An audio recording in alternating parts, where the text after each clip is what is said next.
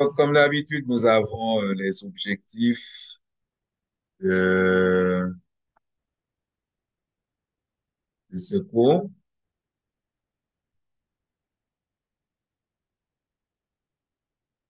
et qui va être un petit peu dense parce que il y a beaucoup comment dire, il y a, il y a beaucoup d'écrits et pas autant pour les schémas.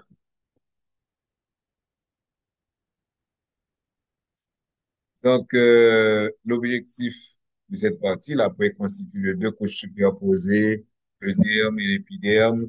C'est de décrire la structure générale de la peau, identifier les deux couches de la peau et décrire brièvement le tissu sous-cutané. Bon, en plus des objectifs, on va parler des actions du soleil sur la peau par l'intermédiaire de ces rayons ultraviolets et on va un petit peu s'étendre sur les produits qui décolorent la peau.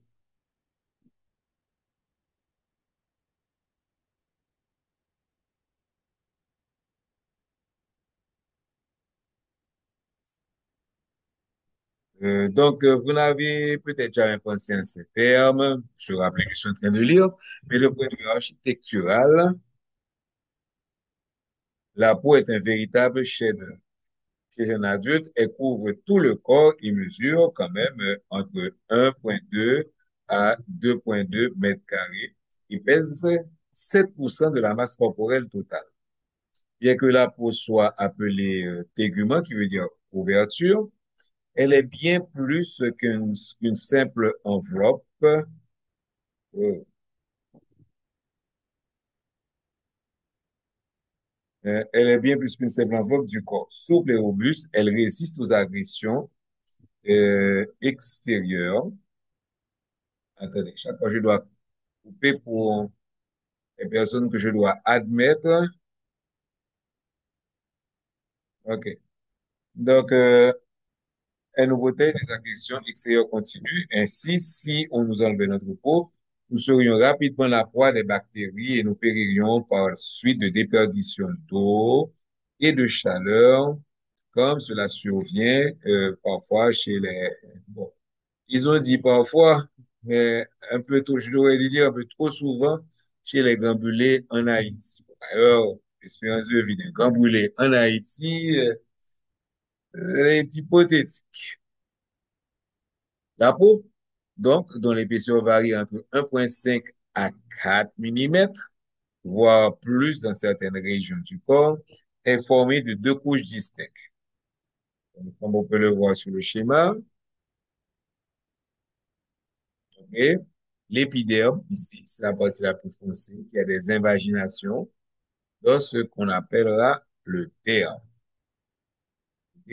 Et tout ce qui est sur ce schéma-là, c'est ce qu'on va devoir, c'est ce qu'on va devoir étudier, c'est-à-dire l'épiderme, le derme, ok, et tout ce qu'il y a à l'intérieur, la constitution de l'épiderme, qui est le programme de ce cours aujourd'hui. Et au prochain cours, on verra le derme et ensuite les annexes de la peau, ok, que l'on peut retrouver ici.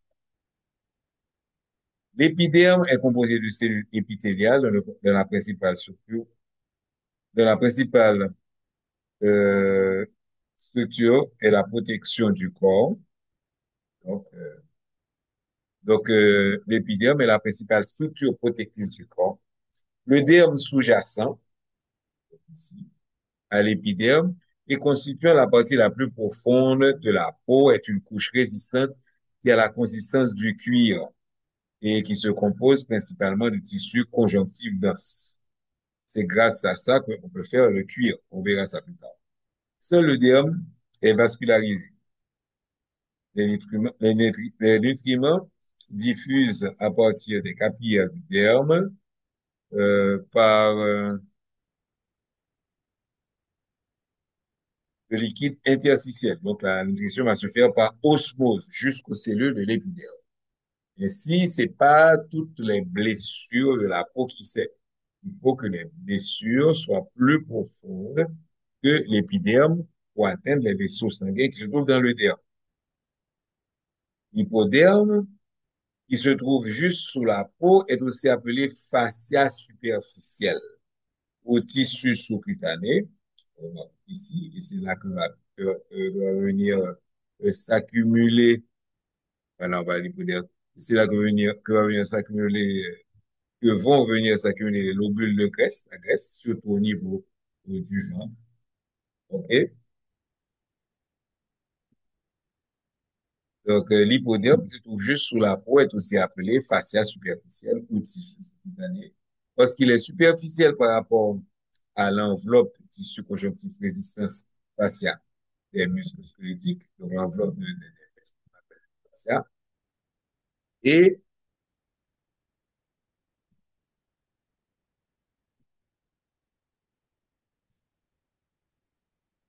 euh, euh,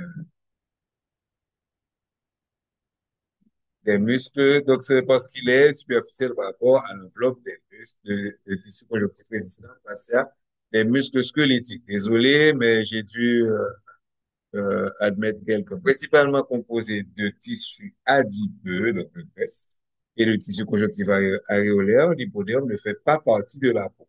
Le schéma, mais il ne fait pas partie de la peau, bien qu'il participe à certaines de ses fonctions protectrices. En plus, emmagasiner la graisse et donc de jouer un rôle de réserve d'énergie avec la graisse. OK? L'hypoderme relie la peau aux structures sous-jacentes, c'est-à-dire surtout les muscles, tout en lui accordant suffisamment de jeu pour qu'elle puisse glisser assez librement sur ces structures. Cette fluidité de la peau nous protège de bien des coups en les faisant dévier au contact de notre corps. En raison de sa composition précieuse, l'hypoderme est également en mesure d'absorber les chocs, d'isoler les tissus de l'organisme contre les pertes de chaleur. C'est pour ça, quelqu'un qui a un gros ventre, qui est gras, qui est obèse, vous donnez un coup de poing dans le ventre, ça fera pas aussi mal que quelqu'un qui est mince. On continue avec la deuxième partie. Ok. Donc, ce qu'on va voir aujourd'hui, c'est que l'épiderme est un épithélium stratifié, squameux, kératinisé. Donc, on a bien vu le plan, on a la présentation de la peau. On a dit que la peau est formée de l'épiderme et du derme, et on a fait une petite vue globale des deux. Maintenant, on va aller dans chacune de ces sections de façon plus spécifique.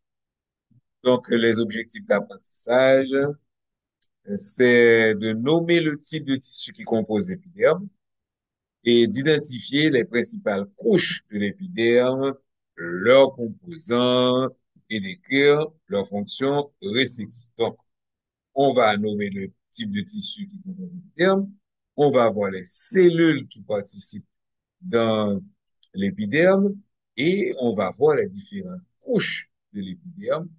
Et en revoyant ces couches de l'épiderme, on va voir la fonction de chacune de ces couches. OK. Et là, nous avons un schéma qui est un petit peu compliqué en apparence, mais ce n'est pas réellement vrai. Je vais agrandir un peu, mais et on se rappelle que du moment que j'agrandis, je ne peux plus avoir de pointeur. Donc, ah bon. Vous avez la peau. Ici, c'est le premier schéma. Et on a pris un petit morceau avec l'épiderme et on a fait une coupe histologique qu'on représente ici. OK? Donc, à gauche. Donc, c'est une photomicrographie. OK? Qui va montrer les quatre principales couches de l'épiderme. Mais comme on peut pas bien voir et bien comprendre parce que tout est bleu, bleu foncé, un beau photo, OK? Nous avons à côté, en B, le schéma montrant les quatre couches et la quantité relative des différents types de cellules. OK? Et dans ce cas-là, la couche claire, dans, OK, la couche claire qu'on verra plus tard n'est pas représentée parce que ça se retrouve pas partout. OK. Nous avons les quatre couches, couche basale, couche épineuse, couche granuleuse et couche chromée. Et à côté, sur ce schéma-là, nous avons les différentes cellules et les épithéliodocytes tac, les macrophagocytes et intraépidermiques. OK? Nous avons les fameux mélanocytes et les cellules qui sont plus nombreuses, qui sont les kératinocytes. Et certaines structures qui vont être nécessaires pour comprendre la fonction de ces cellules, on va les retrouver telles que les desmosomes en bas, ok, les granules de mélanine, ok, les corpuscules tactiles non capsulés. Donc, on va étudier les cellules d'abord et ensuite les tissus.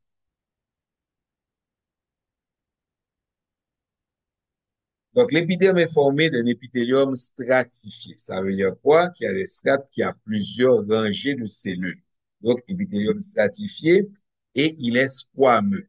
Donc, ça veut dire que la couche superficielle s'en va en squame.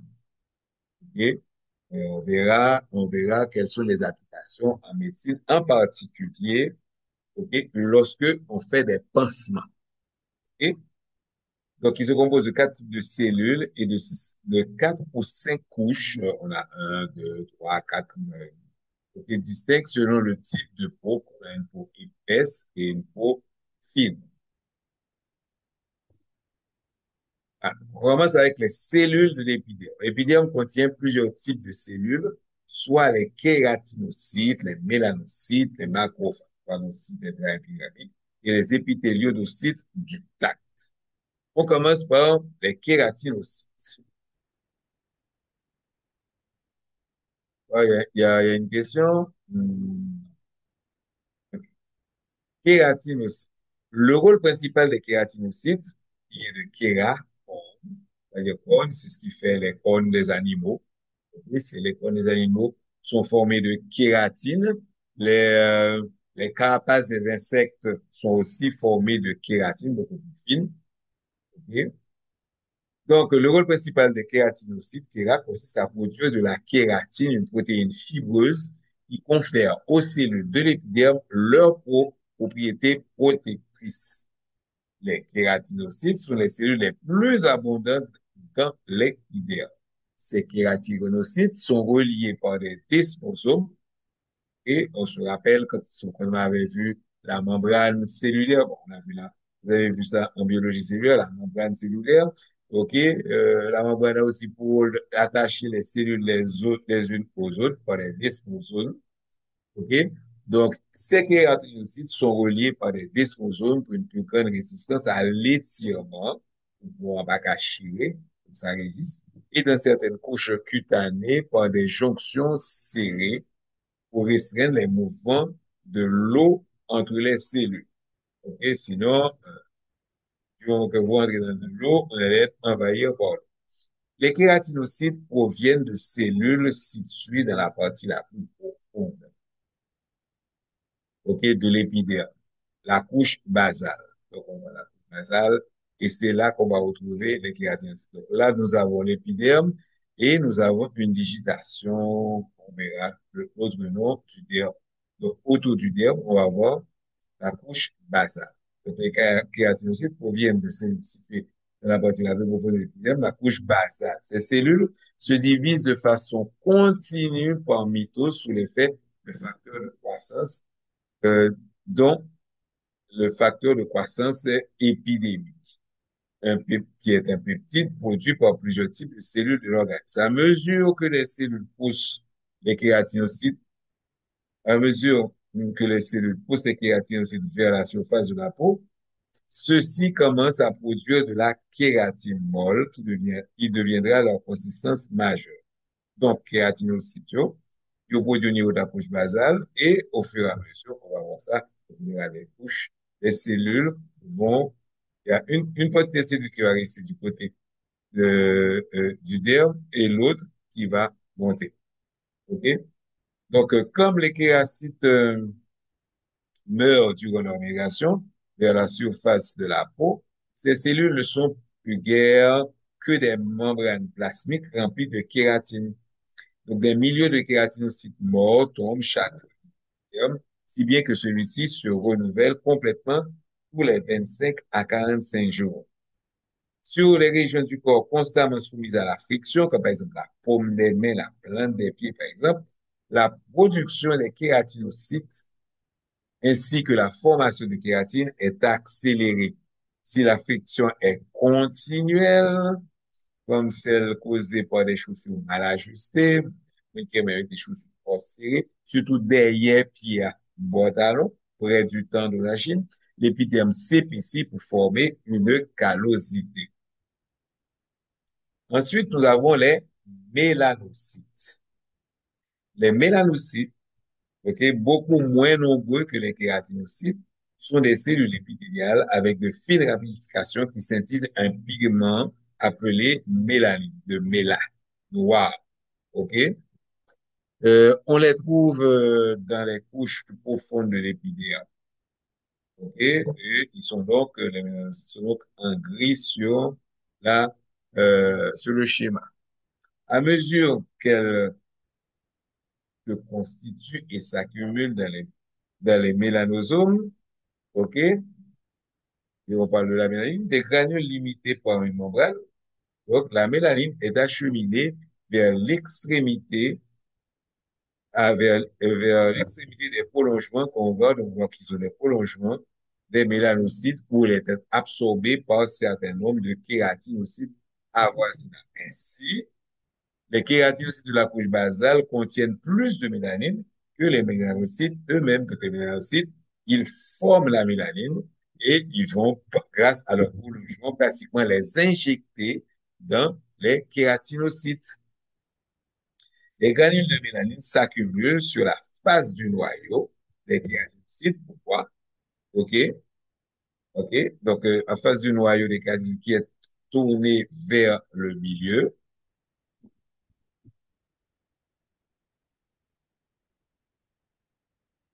vers le milieu externe et forme une sorte de bouclier pigmentaire qui protège le noyau contre les effets dévastateurs des rayons ultraviolets de courte longueur d'onde émis par le soleil. Et on verra que ces noyaux, que ces rayons, en s'attaquant au noyau, peuvent provoquer des cancers de la peau.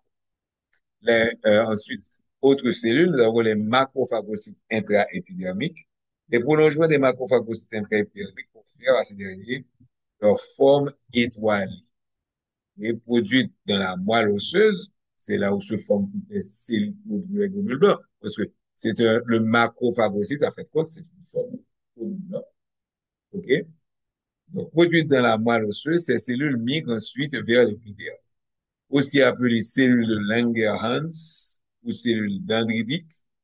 OK? On a retiré les noms propres maintenant. Elles ingèrent des substances étrangères et jouent un rôle clé dans l'activation des cellules de notre système immunitaire.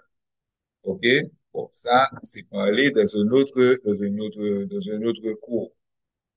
OK? Autrement dit, c'est le premier rempart contre les attaques qui veulent percer l'épiderme.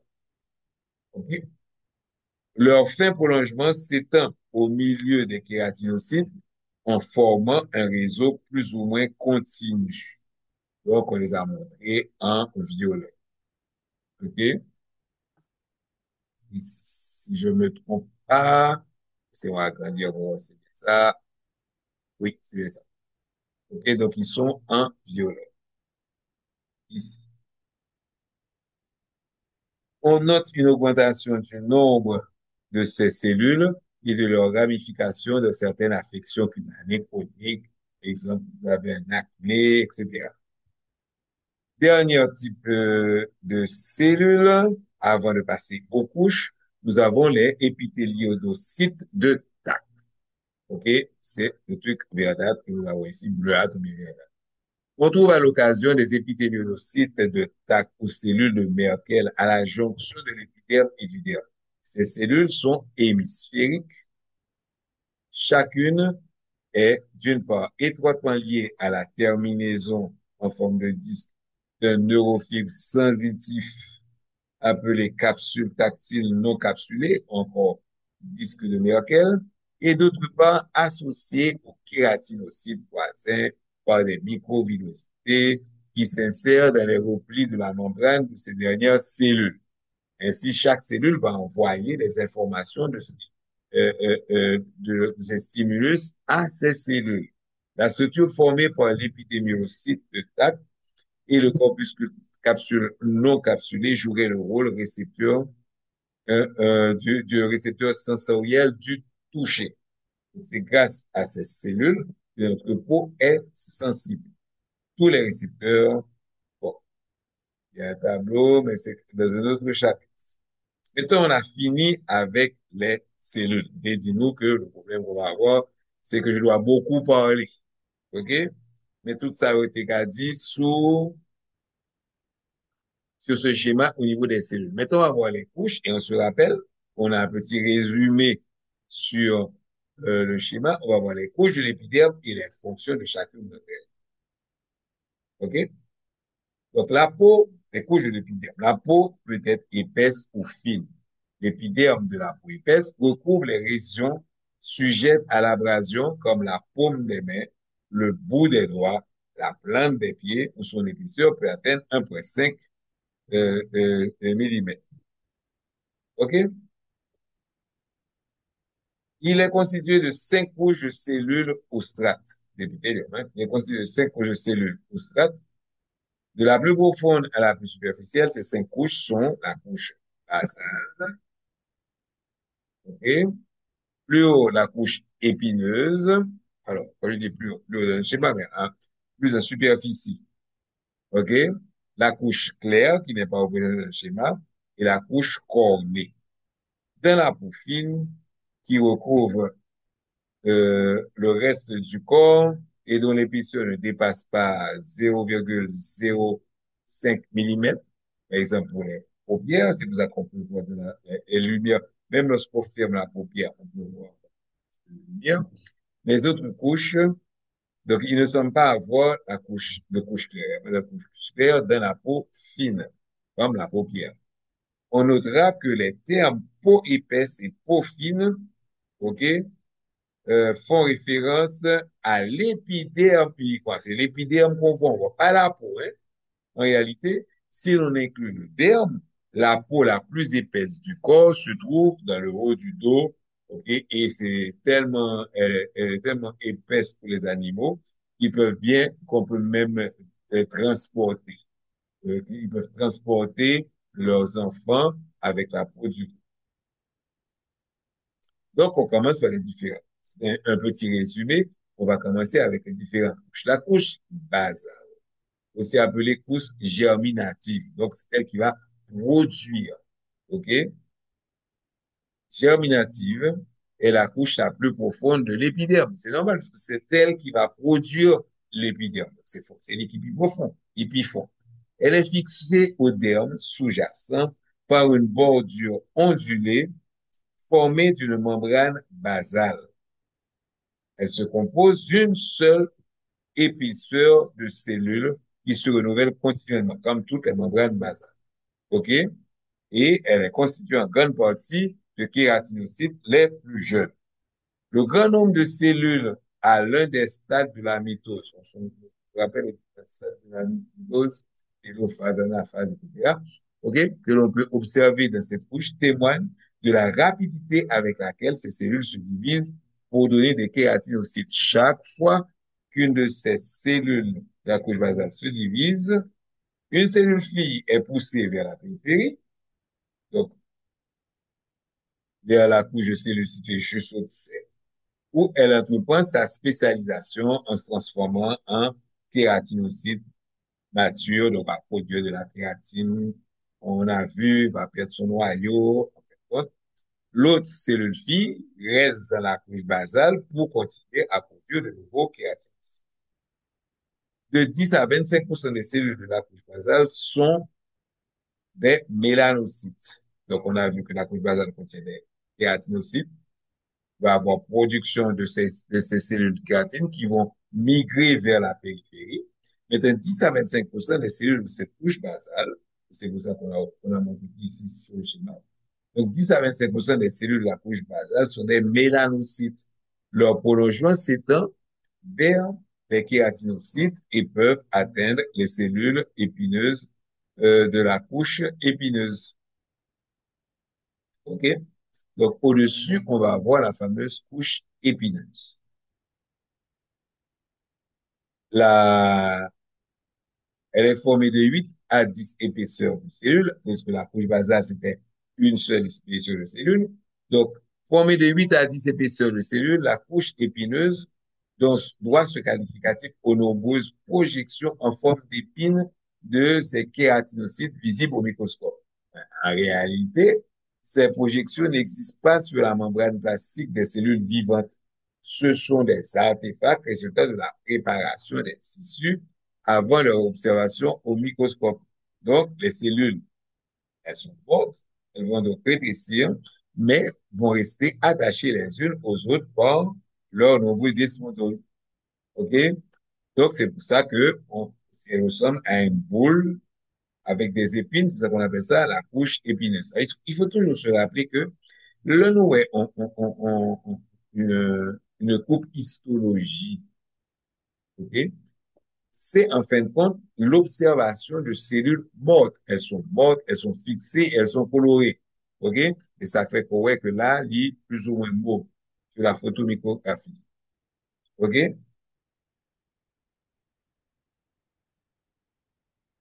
Les cellules de la couche épineuse renferment un réseau de filaments intermédiaires qui traversent le cytosol pour se rattacher au desmosome. Ces filaments sont surtout constitués de faisceaux de prékératine, OK, et résistants à la tension intracellulaire. On trouve aussi disséminés parmi les kératinocytes des granules de mélanine, OK, et des macrophagocytes intraépidermiques. Ces derniers sont particulièrement abondants dans cette couche de l'épiderme. Et donc, on a vu les deux premières couches. La première, qui est la couche basale, la deuxième, qui est la couche épineuse, et maintenant, on va voir la troisième, qui est la couche granuleuse. La mince couche granuleuse est constituée de 1 à 5 épaisseurs. C'est beaucoup plus petit que les autres. OK? Donc, elle est constituée de 1 à 5 épaisseurs de cellules dans lesquelles les kératinocytes changent considérablement d'aspect. Le processus de kératination, au cours desquels les cellules se remplissent de kératine, commence. Les kératinocytes s'aplatissent. Leurs noyaux et leurs organes commencent à se désintégrer. Ensuite, libération d'enzymes par le lysosome parce que c'est un phénomène naturel qu'on appelle l'apoptose, ok, qui commence. Donc, ils accumulent deux types de granules, des granules de kératogyaline et des granules lamellées. Et on va voir à quoi servent ces granules. Les granules de kératogyaline favorisent la formation de kératine dans la couche supérieure, comme nous le verrons dans la section sur la couche claire. Et les granules lamellées contiennent un glycolipide imperméabilisant qui est sécrété dans l'espace entre les cellules extracellulaires et qui, avec la jonction serrée, contribue fortement à limiter les déperditions d'eau dans la couche épidermique parce que on a vu que la peau protège quand même et elle empêche la déshydratation. La membrane plasmique qui entoure ces cellules s'épaissit lorsque les protéines du cytosol adhèrent à sa face interne et que les lipides libérés par les granules lamellées tapissent sa face externe. Ces événements créent une barrière hydrique épidermique et rendent les kératinocytes plus résistants, si bien que on peut dire que ces derniers s'endurcissent dans le but de faire des couches supérieures la région la mieux renforcée de la peau. Comme tous les épithéliums, l'épiderme puise ses nutriments dans les capillaires. On se rappelle que l'épithélium, ok, n'est pas vascularisé. la peau, ok? L'épiderme, plutôt, n'est pas vascularisé. Donc, comme tous les épithéliums, l'épithélium, c'est l'un des quatre tissus fondamentaux que nous avons dans le corps. OK? Donc, il puise ces nutriments par osmose et les capilles du tissu conjonctif sous-jacent. Toutefois, les cellules épidermiques situées au-dessus de la couche granuleuse sont trop éloignées de ces capillaires et ne peuvent absorber les nutriments par la surface externe qui est d'ailleurs recouverte de glycolipides. En conséquence, elles meurent. Ce phénomène est un processus normal. OK? Donc, non seulement ils sont loin, mais en plus, comme ils viennent tellement kératinisés, ils viennent imperméables, ils ne peuvent plus avoir de nourriture. Maintenant, la fameuse couche claire n'est pas sur le schéma. L'observation, d'ailleurs, c'est dommage. L'observation au microscope optique révèle une fine bande translucide appelée couche claire jusqu'au-dessus de la couche granuleuse. La couche claire n'existe que dans la peau épaisse et elle est formée de 2 ou 3 rangées de kératinocytes clairs, aplatis et morts, au contour mal défini. L'observation au microscope électronique montre que ces cellules sont identiques à celles du bas de la couche suivante, la couche cornée. Donc, le bas de la couche qui est au-dessus, la couche cornée. Et dans la couche cornée, les cellules nucléées dans la couche granuleuse sont très différentes des cellules anucléées aplaties de la couche cornée. La couche cornée est la couche la plus superficielle de l'épiderme. OK? Et elle se compose de 20 à 30 rangées de cellules et peut occuper jusqu'aux 3 quarts de l'épaisseur de l'épiderme. La kératine est faite de filaments intermédiaires de prékératine englués dans une trame formée de granules de kératohyaline. Cette kératine, ainsi que les protéines qui s'accumulent dans la membrane plasmique des cellules de la couche cornée, protègent la peau contre l'abrasion, c'est-à-dire dragée, et la pénétration. En outre, le glycolipides contenu entre les cellules contribue à rendre cette couche quasi imperméable. C'est bon, parce que ça dehors et pas qu'à rentrer, mais ça va aussi jouer dans l'apoptose de ces cellules. Il est assez remarquable qu'une couche de cellules mortes puisse encore avoir des fonctions si importantes. Alors, si importantes. Les cellules de la couche cornée tombent constamment. Ce sont, par exemple, ti pou que nous connaissons l'andouette, que nous connaissons sous corps, sous main, ok? Mais au niveau du cuir chevelu, ça constitue les pellicules, ok? Au cours de sa vie, une personne perd en moyenne 18 kg de pellicules, ok? Et de cellules cutanées mortes, procurant ainsi une nourriture abondante aux acariens qui habitent nos maisons et nos lits. Bon, mais aussi, cette couche de cellules qui tombent, c'est lui-même qui est responsable des odeurs que nous gagnons, par exemple, dans les souliers. Donc, on verra qu'il y a la peau une production de sueur, une production de graisse, de lipides, ok?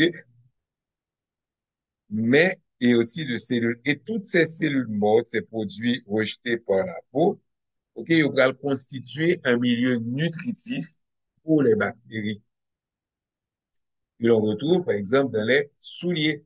C'est ça que l'on fait et les bactéries vont et fermenter ces produits. Et la fermentation s'accompagne du dégagement d'odeur. C'est pour ça que l'on fait servir avec souliers ou pas d'odeur. Et l'on fait mes souliers pour créer ce qu'on appelle une chaleur d'étuve. OK, les bactéries, oh, mes amis, ils vont content joindre toutes ces cellules ça et leur retirer souliers, bonjour les odeurs. Donc, l'information, ça que nous fait quoi? Expliquer, par exemple, quand vous faites un pansement. Pansement, c'est traiter une plaie. Lorsque vous devez refaire le pansement, ok?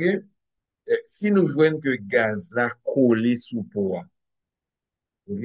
Nous pas supposé racher gaz là, même si on me dit, oh, quand mettez de l'eau sous l'île, ça, non, c'est pas nécessaire. Pourquoi?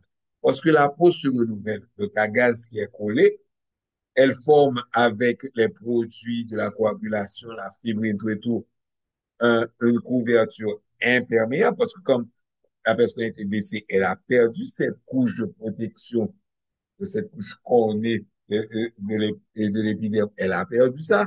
Donc, il faut attendre que la couche basale recommence à former des cellules, OK? Et une fois que la couche basale forme ces cellules-là, le well, il a monté, monté, monté. Donc, la gaz qui est collée, une fois que que l'épidémium est entièrement complet, OK, cette gaz-là va tomber. Donc, là, on a pour un pansement, gaz à coller, nous pas supposé décoller. Depuis que nous décollons, automatiquement, nous l'ouvrons pléa et possibilité d'infection. En plus, ça fait horriblement mal. On a vu l'épiderme, maintenant on va voir le derme. Et le derme comporte une couche papillaire et une couche réticulaire. OK? Donc, les objectifs d'apprentissage, c'est de nommer les différents types de tissus qui composent le derme et d'identifier les principales couches du derme et leurs composants et d'écrire les fonctions de chacun. On y va. Et on a un schéma hyper compliqué au début. Donc, nous avons l'épiderme qui est là et ce qu'on va étudier maintenant, c'est le derme. OK? Donc, ici, on va avoir. Donc, tout ça, c'est l'épiderme. OK? Il faut bien comprendre, mes amis. Tout ça, c'est l'épiderme. Et on a représenté toutes les couches de l'épiderme. Donc, ici, c'est la membrane basale de l'épiderme. OK? Donc, l'épiderme, c'est la couche cornée et toutes les autres couches qui sont reprises ici. On va bien comprendre le schéma. OK? Et comme on le voit, les papilles du derme, ils peuvent avoir une extension à l'intérieur de l'épiderme, c'est-à-dire au niveau des quatre premières couches, c'est-à-dire la membrane basale, la couche épinière, la couche granuleuse. Et il va arriver la couche cornée. Et ce derme-là, donc, va être compris, comme on voit, il y a deux parties. La couche papillaire, qui envoie les papilles du derme, OK? Et plus bas, vous avez la couche réticulaire. J'anticipe un petit peu, mais si vous regardez bien, alors que, par exemple, ici, on voit bien la différence entre l'épiderme et le derme. On voit bien la différence entre la couche cornée de l'épiderme. OK? Mais, nous pas ici qu'à ouais, aux frontières entre la couche papillaire et la couche réticulaire. OK? Différence bien, c'est que couche papillaire, là, c'est un tissu conjonctif aréolaire, voilà, ça veut dire, tandis que la couche réticulaire, ok, c'est un tissu conjonctif dense régulier. Ok, donc, espérez pour nous que ce schéma-là, qui est une photomicrographie d'une coupe du terme au microscope optique, aussi 165 fois, nous comprenons tout le bagage. Donc, on a l'épiderme, ok, avec toutes ces couches, donc, il y a une séparation entre. OK, peut-être que ça, c'est ça qui est la couche claire, là. Entre la couche cornée de l'épiderme et les autres couches. OK? Nous avons la membrane basale, ici, qui va donc séparer l'épiderme du derme.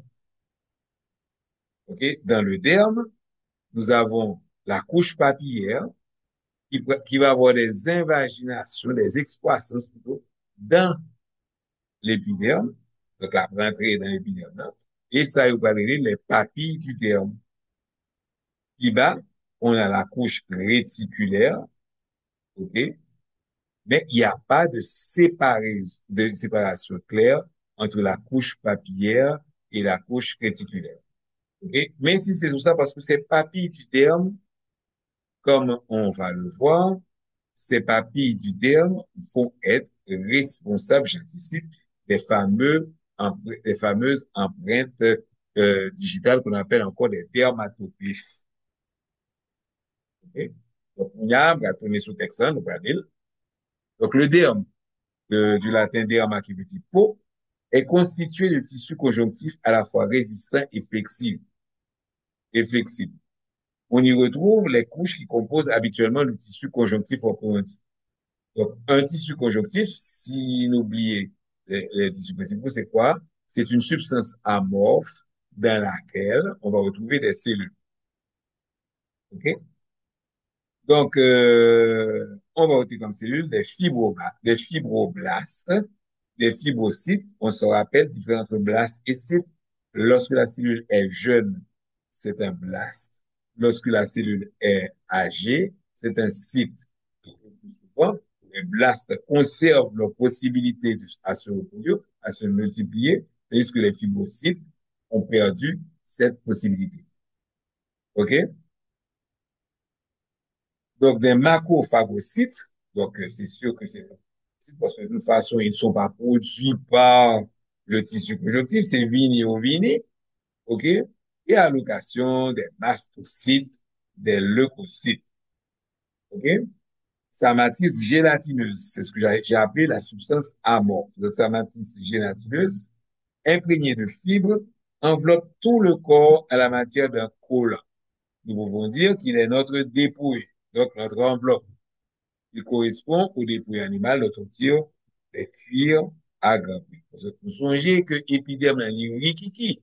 OK? Côté le pied PA, c'est 1,5 mm.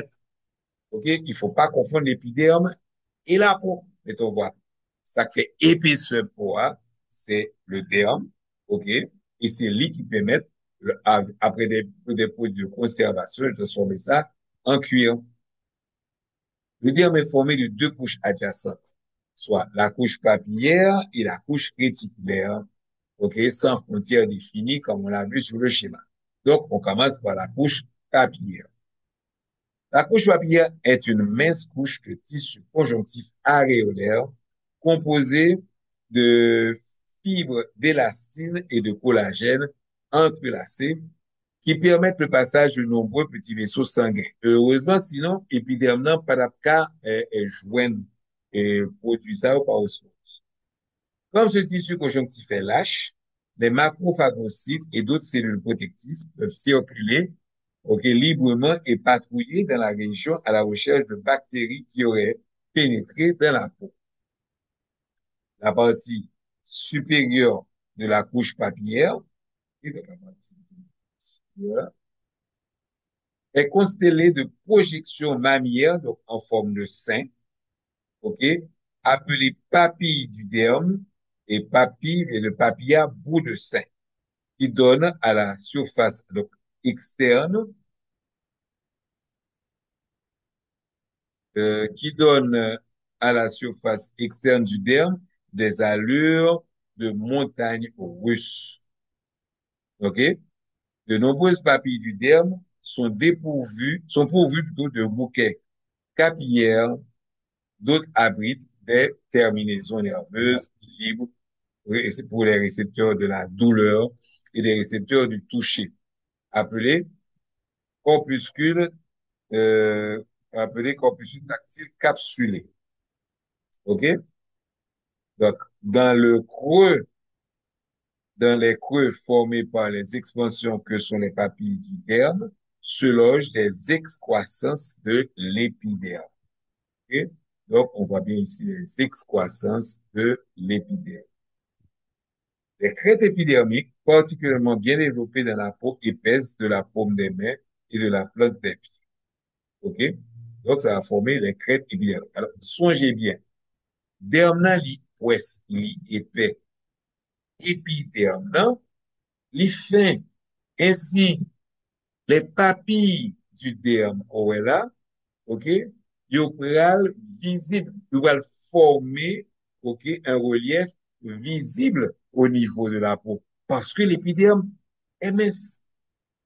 OK? Donc, on va avoir des sommets. Et côté épiderme nous rentré au niveau de la peau, ça va nous donner des creux. Donc, les sommets, ce sont les crêtes. L'ensemble de ces crêtes formées par les papilles du derme. OK? Donc, ça forme une petite crête visible. Donc, l'ensemble de ces crêtes formées par les papilles du derme et les crêtes épidermiques constituent les crêtes de la peau. Donc, ça se voit. Ces crêtes amélioreraient l'adhérence à certains types de surfaces et contribueraient aux sensations tactiles, en amplifiant les vibrations détectées par les nombreux corpuscules lamelleux récepteurs du derme, aussi appelés corpuscules de Pacini. Autrement dit, toutes les crêtes, les papilles du derme, ok, et les crêtes épidermiques, tout ça fait que pour avoir un relief, premier avantage qui gagne, c'est que si surface a trop glissé, pour un qui rugueux, c'est comme les stries, comme ça, qu'on voit sous caoutchouc machine, ok, qui permettent que si caoutchouc en chauffe, donc le glisser, mais le pas chauffe, ok, ils ont meilleure adhérence. Donc, c'est même bagaille qu'on gagne au niveau de la peau, surtout au niveau de la boucle, du bout des doigts. OK?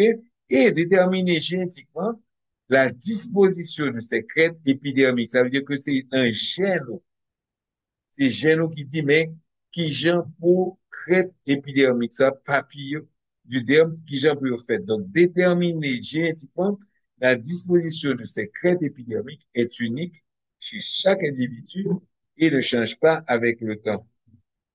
OK? Parce que les glandes sudoripares, donc glandes probablement qui vont produire la sueur, s'ouvrent le long du sommet des crêtes de la peau. Les bouts des doigts laissent sur presque tout ce qu'ils touchent une mince couche de transpiration qu'il est possible d'identifier et que l'on appelle dermatoglyphe ou encore empreinte digitale. OK? Donc, faut montrer le schéma. OK? Je ne vais pas mettre les deux schémas. Donc, voici tout ce que ça donne. Ça donne les empreintes digitales. Vous avez les crêtes épidermiques. OK? Donc, on va agrandir un peu. Donc, d'un côté, on aura les lignes de flexion et à côté, donc elles se forment où le derme est plus solidement fixé aux structures sous-jacentes. OK? Et dans la peau épaisse, les crêtes épidermiques surmontent les papilles profondes du derme. Et là-dedans, on va voir les orifices des conduits sudoripares. Et ce qui explique la formation des empreintes digitales. Donc, on a fini avec la couche superficielle du derme, qui est la couche papillaire, et qui est donc responsable des dermatoglyphes, donc c'est-à-dire les empreintes digitales. Maintenant, on va voir leur fond, la couche réticulaire. Plus profonde, la couche réticulaire s'étend sur environ 80% de l'épaisseur du derme. OK?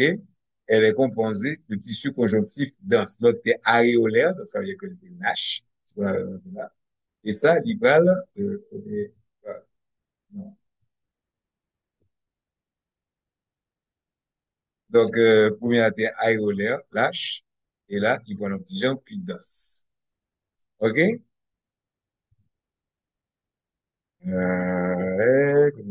Voilà.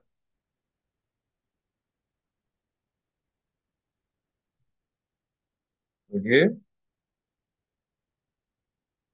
Sa matrice extracellulaire, donc plus profonde, je vais relire, parce que bon monde qui fait qu'entrer, plus profonde la couche réticulaire, c'est-à-dire environ 80% de l'épiderme, elle est composée de tissus conjonctifs denses, irréguliers.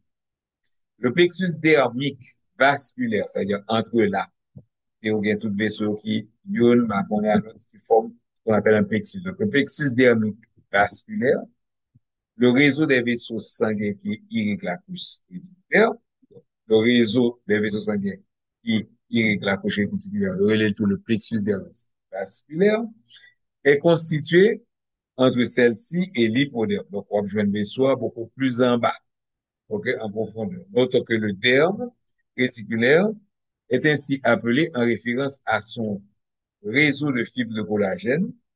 Et donc, réticulum veut dire réseau et non un réseau d'une abondance particulière de fibres réticulaires. OK? Donc, les fibres collagènes sont diversement orientées, mais pour la plupart, moi-même, si ça, parce que ce sont bagages que, bon, pas tellement appliqué tout. Bon. Les fibres collagènes sont diversement orientées, mais pour la plupart parallèles à la surface de la peau. Les séparations, c'est-à-dire les régions les moins denses situées entre les faisceaux, forment dans la peau des lignes de tension qu'on voit sur ce schéma-là. On peut appeler les lignes de Langer. Elles reflètent le fait que la peau possède un certain tonus, donc il y a force. Ok? Les faisceaux de collagène et d'élastine lui font en effet subir une tension permanente. Les lignes de tension qui ne sont pas visibles de l'extérieur suivent en général une trajectoire longitudinale. On le voit ici. Dans la peau de la tête, ok, et des membres, mais présentent des motifs circulaires dans le cou et le tronc. Les lignes de tension sont particulièrement importantes pour les chirurgiens. Bon, ouais, ça, quand les lèvres d'une incision pratiquée parallèle à ces lignes se rapprochent plus facilement grâce aux forces exercées par les lignes de tension exactes. La plaie guérit plus vite et produit moins de tissu cicatriciel. Bah, de chirurgie, la chirurgie qui s'occupe de la cosmétique. OK? Les fibres collagènes du derme confèrent à la peau la résistance et l'élasticité qui sont nécessaires pour protéger le derme contre les piqûres et les éraflures. Elles fixent l'eau et contribuent ainsi à l'hydratation de la peau. Les fibres d'élastine procurent à la peau la capacité de retrouver sa forme après un étirement. Fibres qui vont disparaître avec l'âge et donc à ce moment-là, la peau va avoir des rides. Les lignes de flexion, elles, sont dispensées dans le repli du derme, sont disposées, pardon, dans les replis du derme, à proximité des articulations, là où le derme est plus solidement fixé aux structures sous-jacentes. Notez les plis profonds de la paume des mains. Alors, je vous dit, ici, nous avons des plis de la peau qui correspondent à la métacarpophalangienne, et nous avons ici des plis qui correspondent aux interphalangiennes. Les plis que nous voyons ici à la base des doigts, ce ne sont pas des plis qui reflètent une articulation. Dans ces régions, la peau ne peut pas glisser librement, ok, pour s'adapter au mouvement des articulations, de sorte que le derme se plisse et que des sillons apparaissent. Les lignes de flexion sont aussi visibles sur les poignets, les doigts, la pointe des pieds et les orteils. Bon, c'est bizarre. Pourquoi ça ne pas faire des lignes de pied? Hein? Même j'ai mis les lignes de la main. On peut faire des lignes de la main, ça n'a rien de mystique. Et maintenant, quelques pathologies. On va voir les vergetures. Un étirement extrême de la peau. L'orgossie. Dans la région abdominale, l'orgossie rapidement, comme pour les femmes enceintes, pour les gens qui deviennent obèses rapidement. Donc, au cours d'une grossesse chez obèse, peut déchirer le derme. Une déchirure dermique se présente sous la forme d'une cicatrice d'abord. Se rappeler, ce sont les blancs qui ont fait le livre. Donc, cicatrice d'abord rouge, puis pourpre, et enfin un blanc argenté. Ouais, ça, c'est pour la peau blanche. Appelé vergeture. OK? Et il faut pour y mettre pour madame. Depuis au paraître, et au cas, bon, sous temps trop longtemps, vous n'allez pas arriver à guérir ça facilement. Maintenant, un traumatisme bref, une brûlure ou la friction liée à l'utilisation de l'outil, par exemple, peut causer une ampoule. C'est-à-dire que, il pourra le décoller, ok, c'est ce qu'on dit ici, un traumatisme bref va décoller le derme de l'épiderme, ok? Et cet espace-là va être pour protéger le reste du corps, va être rempli de liquide. Ok? On voit ça un petit peu mieux. Là, c'était avec les brûlures. Je sais pas, c'est d'une brûlure. Vous avez une fuite d'exudat, donc pas de liquide qui va sortir dans le vaisseau sanguin. Et seul côté que le liquide ça a accumulé, c'est à la jonction entre le derme et l'épiderme, il va produire boussole que qu'on gagne. Ça, c'est ce qui arrive lors d'une brûlure. Tandis que lors des frictions, par exemple, on souligne ou bien ou observe un bagage qu'on pas habitué, bon, ampoule la main, c'est les frictions, frottement qui va décoller l'épiderme du derme, il a un espace ça, l'eau va venir, alors, liquide va venir accumuler. Et ça vous donne des ampoules, encore appelées flictènes. Maintenant, les couleurs. La mélanine, la carotène et l'hémoglobine déterminent la couleur de la peau. Donc, l'objectif d'apprentissage, c'est d'écrire les facteurs qui déterminent normalement la couleur de la peau. Deuxièmement, expliquer brièvement comment les modifications de la peau peuvent devenir des signes cliniques de certains états pathologiques. Donc, couleur de la peau. Trois pigments sont responsables de la couleur de la peau. La mélanine, on a tout un paille de mélanine, le carotène et l'hémoglobine. Ok, seule la mélanine est produite dans la peau. Alors, c'est quoi la mélanine? C'est un polymère synthétisé à partir de la tyrosine. Hein, et on verra comment on peut agir sur cette tyrosine. La tyrosine, c'est un acide amine. Et elle se présente sous deux formes. L'une est brun-noir, donc on va parler de le mélanoir, le mélanine, et l'autre est brun-rouge, la phéomélanine. Comme ces deux formes peuvent s'associer dans n'importe quelle proportion, toutes les nuances de couleur sont possibles entre le jaune et le noir, en passant par le roux. Donc, quel que soit, à moins d'être un albinos, quelle que soit couleur peau, nous avons tous de la mélanine. OK? On a ces deux formes de mélanine et c'est la variation qui permet toutes les différences de couleur de la peau. La synthèse de la mélanine dépend d'un enzyme présent dans les mélanocytes appelé tyrosinase. OK? Et on verra comment on peut agir sur ça. Donc, comme nous l'avons vu, ce pigment est transmis des mélanocytes aux kératinocytes de la couche basale. On le trouve cependant On ne le trouve cependant que dans les couches profondes de l'épiderme, car les lysosomes dégradent les mélanosomes à mesure que les cellules sont poussées vers la couche superficielle de la peau. La peau des êtres humains peut être de différentes couleurs. La répartition de certains n'est parfois pas aléatoire. En effet, les populations ayant la peau la plus foncée sont situées surtout près de l'équateur, où une plus grande protection contre le soleil est nécessaire. OK? Est-ce que celles ayant la peau plus claire se trouvent plus près des pôles? Étant donné que les êtres humains étant donné que tous les êtres humains ont, toute proportion gardée, le même nombre de mélanocytes, les différences qui existent quant à la couleur de la peau sont fonction du type et de la quantité de mélanine. OK? Et on peut utiliser les inhibiteurs de la tyrosinase. OK, pour, si ça met mieux fait, pour qu'à changer couleur, parce que par contre, le monde en noir, il est, c'est le clair que les belle. Même mon produit qui a dit, oh, tel produit, hein, il fait clair, il fait propre, il fait clair. Donc, malheureusement, en Haïti, on considère trop souvent que une peau claire est une peau propre. Un inhibiteur de tyrosinase est une substance qui réduit ou bloque l'activité de l'enzyme tyrosinase. Cette enzyme est impliquée dans la production de la mélanine, comme vient de voir, le pigment responsable de la peau. OK? Donc, les inhibiteurs de tyrosinase sont utilisés dans les cosmétiques pour traiter l'hyperpigmentation et éclaircir la peau, malheureusement, ainsi que dans l'industrie alimentaire, pour prévenir le brunissement des enzymatiques des aliments. OK? Donc, certains inhibiteurs se lient directement à l'enzyme tyrosinase, bloquant son site actif et empêchant la production de mélanine. Ok, ça, c'est l'inhibition directe.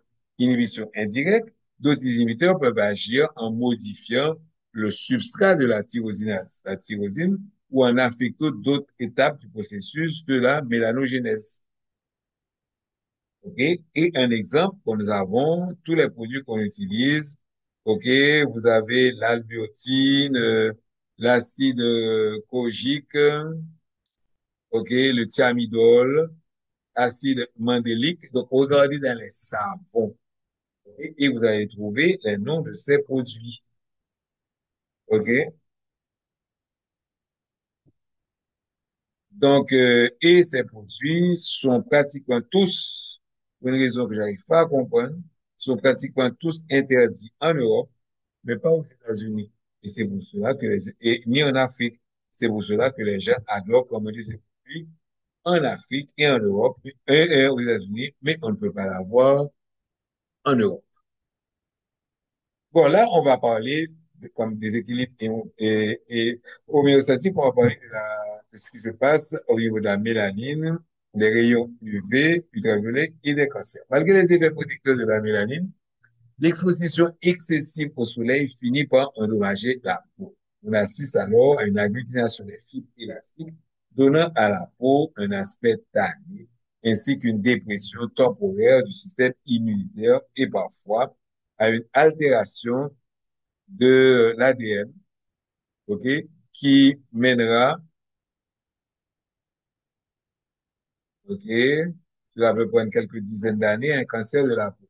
Même si les personnes à la peau foncée sont moins susceptibles de souffrir d'un mélanome, ok, le plus mortel des cancers de la peau, il n'en est pas total, elles ne sont pas totalement protégées pour autant. Par mesure de prudence, elles devraient être aussi, elles, euh, elles devraient, elles aussi, se faire examiner par un médecin. Les taches cutanées et les grains de beauté suspects, les deux autres formes de cancer de la peau, l'épithélioma basocellulaire et l'épithélioma spinocellulaire, touchent indifféremment tous les types de peau.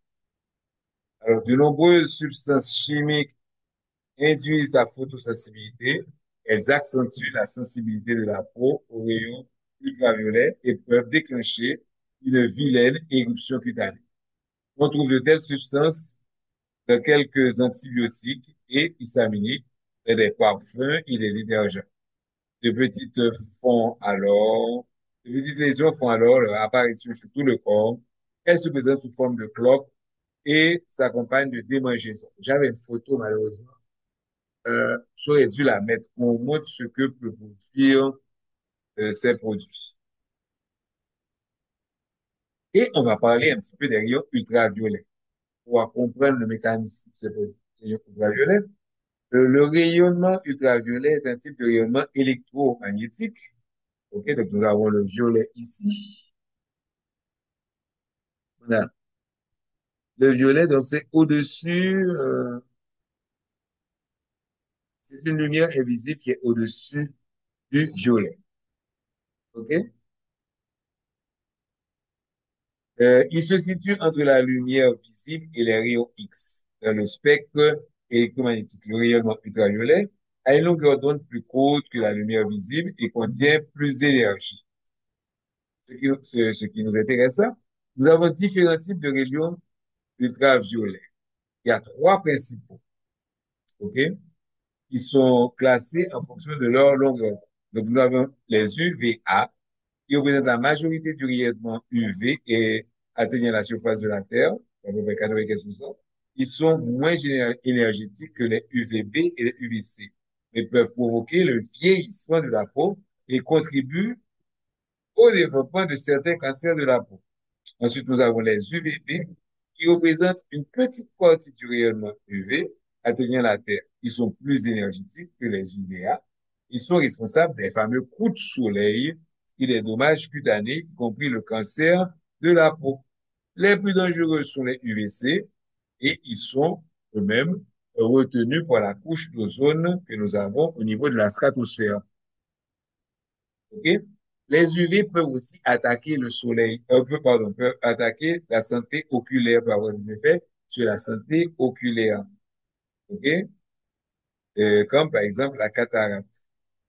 Par exemple, lorsque vous avez une éclipse solaire, la clarté du soleil vous empêche de fixer le soleil. Donc, vous pas bien temps de garder le soleil suffisamment pour que l'UV attaque cornéa. Mais lors d'une éclipse solaire, la clarté du soleil n'existe plus Donc, vous pouvez garder le soleil là, et à ce moment-là, vous pouvez être brûlé par les rayons ultraviolets.